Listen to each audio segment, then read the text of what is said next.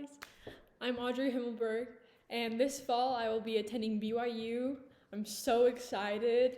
I have goals to meet new people and get good grades and get the best I can out of my education. And there I want to study psychology, and I really am so excited for that because I'll be able to understand people and help them the best I can. And with that, after I graduate BYU, I plan to go to med school so I can be a psychiatrist. Because with these two degrees, when people go to a psychiatrist, they are looking for medicine, they're looking for something to help their mind be chemically balanced. But sometimes they don't always need it. And when they don't need it, they typically need someone to talk to. And so having those two degrees, I'll be able to help people of all kinds, and I'm really looking forward to that. I really want to change lives and help people to live healthy. So the first question on here is, what do you treasure most in life right now and why? So right now, I really treasure the relationships I have. Because at a time like this, we're not able to be close with people in person. So being able to check on people and see how they're doing and keeping the relationships strong in our lives is really important, and I treasure that a lot because I'm about to leave for college. So having those strong when I leave and being able to still rely on those people when I come back and being able to be there for them is really, really important to me. And I really treasure the relationships I have, any relationship, teachers, friends, family, people in my community. I appreciate those because those people have created who I am and how I present myself. So yeah. The next question says, you have 5 people for dinner. Who would your guests be and why? So this is going to be awesome. So the first guest I would have is Stephen King, and I really like his works. He really gets into people's minds, which I think is really interesting, and I want to see how he is as a person and how he speaks and how he reacts. I really want to see that. The next person I'd have for dinner is Will Ferrell. He's super funny. I love watching his movies. He seems like a really fun guy to be around, and I think he'd be entertaining for me and my guests, and I want to see how he is outside of the acting industry and things like that, which I think would be really cool and fun. So the next person I'd have is Simone Biles. So she's amazing. She's so cool. She's one of the best gymnasts in the world right now, and she works really hard. You can tell in her work, when she's doing her gymnastics, it's so cool. And I really want to see how she handles her goals and the methods and things that she uses to get to them, and how she manages her time. Because I feel like I could get some good advice from her. So the next person I'd want is Abe Lincoln. Abraham Lincoln is he's a huge role model to me. He was such a great person in his time, and he always wanted people to be treated well, which I think that's very important. Especially at hard times, you need to be able to treat people kindly.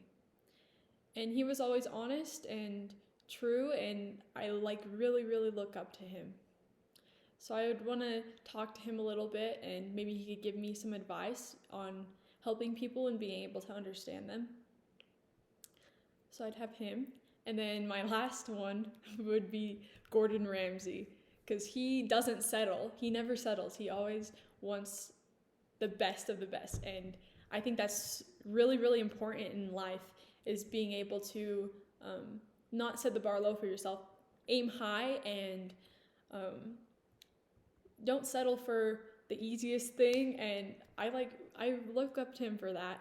And I'd also like him to rate my food. So at my dinner, I'd want to have chicken Alfredo, because I feel like there's different things you can do with that. Maybe just pasta in general, so that way people can have a selection of sauce and stuff like that. And also have some garlic bread. I think garlic bread's really good.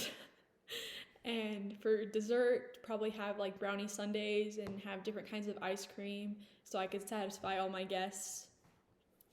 So yeah, I'd have that.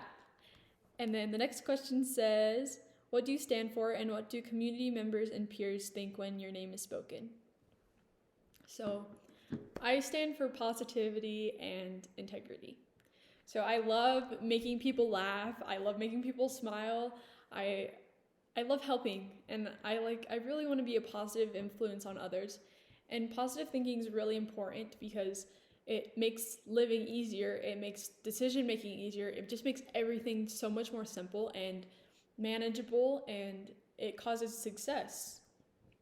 So being able to think positive in hard times is really difficult, but it's possible and it's important. And I really want to be a positive thinker and be able to help others and live to my full potential. And yeah, I really like that.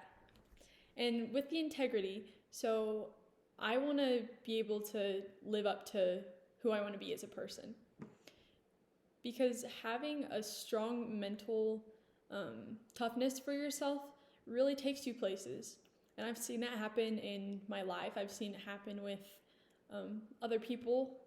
And I really want to be integrous and live to my full potential and do great things. I really want to do that. And when people think of me, I think that they tend to think of me as a quiet leader. Because I'm not the loudest person. I'm outgoing, but I'm not too loud or too outgoing. I'm kind of shy sometimes. But people think of me as like the goofy girl that talks to all the grades and likes to make people smile and laugh, and is the quiet leader that isn't too loud but tries to be a good example. I think they see me as that. I know my coach does. She talked to us about being a leader, and I really look up to people in my life, so it's nice to know that people think of me that way. Give your definition of compassion. I think that compassion is being able to see how others are and be considerate of their mindset and the position in life that they're in, and being able to be there for them and give them the support they need in tough times and whatever experience they're going through. Compassion has been demonstrated to me many times. There's been countless times that I've had a bad day, just like everyone, everyone has bad days. And I've had teachers ask me if they can do anything for me because they see that I'm not having a good day. And I think that that's really good, is to be able to see when people are upset and be able to have enough kindness in your heart to ask them if they're okay and what you can do for them, and being able to mourn with them if they need it. And I know in one instance, my brother had just left for his church mission, and I was having a really tough day.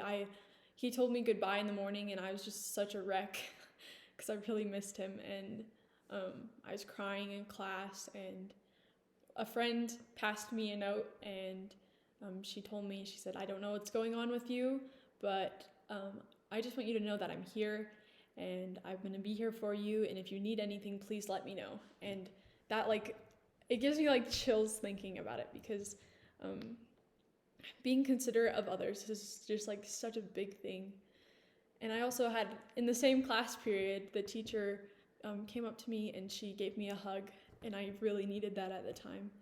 And she said, I'm here for you, and if you need anything, you can talk to me after class. And I said, okay, thank you so much. And compassion is amazing. It's how we can connect as people, how we can build relationships as well. And it's so great, because you can have compassion to people you don't even know. The next question says, Give us your definition of personal responsibility and explain how it comes into play in your life. So, personal responsibility to me is being able to be accountable of things in your life to you.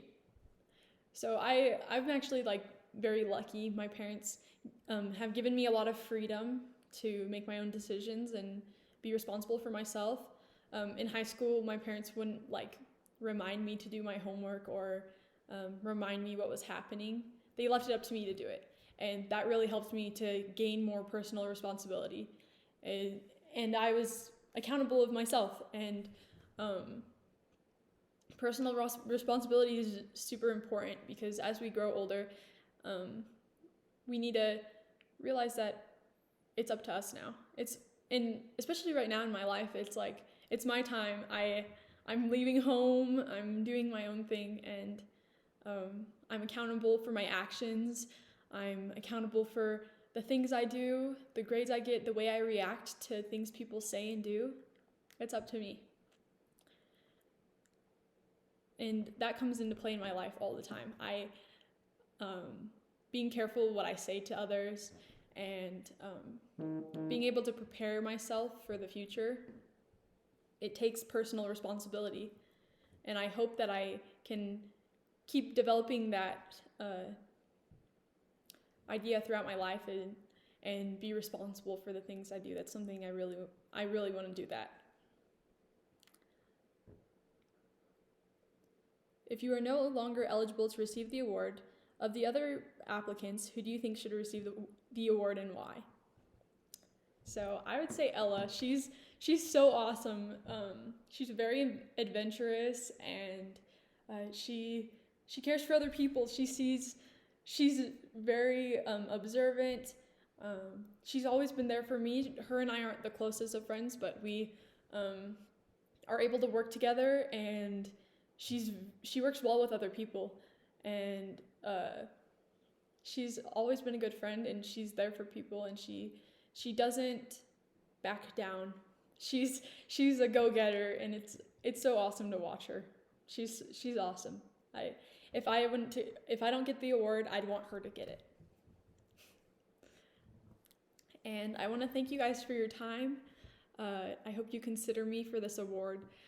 It would be such an honor to get this because this one is a really important scholarship to me. So, thank you. Thank you for your time. Bye.